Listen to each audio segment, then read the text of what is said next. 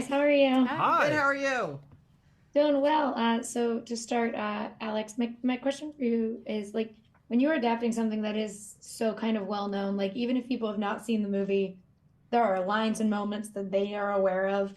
How do you kind of bring that knowledge into a show while making its own thing at the same time? Right. Well, I mean, the most important thing about keeping things from source material is to make sure that that's not the only reason you're doing it, that you're finding an organic way to put it into your storytelling Hmm. that feels, to your point, there are people who haven't seen the movie, so there are things that will be Easter eggs to people who are familiar with it, but also their own thing for people who are coming to it with no expectations. But just for our own sort of process, we had to make sure, well, we want to put in, obviously, the bunny. You're never not going to be able to put in the bunny. But the elevator, the acid on the car, Alex saying, I won't be ignored, the wonderful outfit that she's wearing, the time that Dan hugs her, the scene where they're selling the apartment and Alex is there when Dan comes home, just to make sure that you know why you're including those things in your story, even if really what you are doing is not reinventing the wheel. You're just doing a deeper dive, fuller exploration of people's motivations and intentions from the movie. You still have to make sure you're not just throwing things in there because they were in the movie. And hopefully, I mean, every time I brought something like that into the writer's room, the point was to make people throw things at me. So I think all the things we kept on their own merits for our storytelling. I mean, Silver should say whether she agrees. I agree. Absolutely. I mean, that was part of the fun, I think, is again, drawing inspiration from the original and having those little, the trail of breadcrumbs, as we came to call them, but also, the performances had to be fresh. So much of it had to be fresh, so that it's appreciated by the audience that saw the original, but also there's a whole new audience that doesn't know all the details of the original story as well.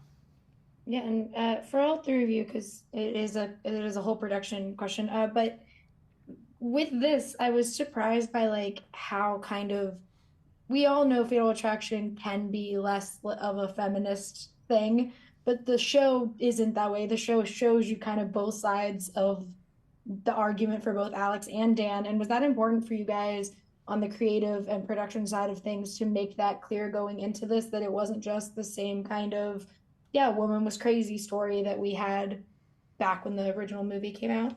I mean, that was the reason that I agreed to do it in the first place, was that opportunity. And then, to give them credit, Paramount was like, good, like, we want you to do it that way. But yeah, I mean, it's that was part of what brought me to it, was that opportunity that I've done shows in the past and worked with mental health professionals on those shows and become very interested in how people process trauma psychologically.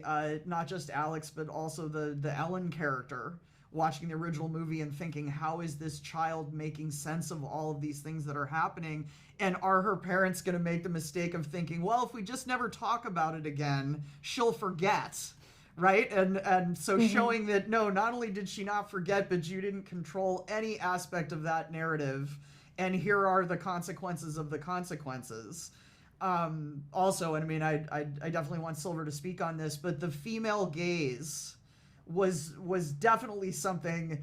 The original movie has things about it that can be, to be diplomatic, enhanced by the female gaze. And so that we wanted to put that in the scripts, and we wanted Silver to bring that through the camera. And so, yes, long answer, yes.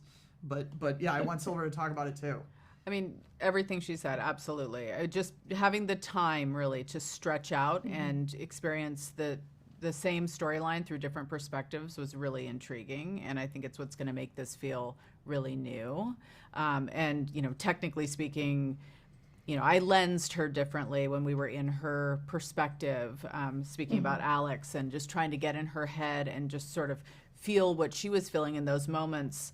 So it's not so easy for us to just pass judgment on her, but really just experience the information that she's being given, in terms of the affair as well in real time. So it was thoroughly enjoyable and really fun creatively. Yeah, this is one of those shows that like I wanted to keep watching even though I like know the story. Like I was like I grew up with a family that would watch movies like Fatal Attraction. So I watched this show and was like, well, what's gonna happen? Like I didn't know. But so thank you guys so much for talking with me today. I really appreciate it. And I can't wait for Thank audiences to get to you. see it. Thank Us too. Thank Have a great you. you. one.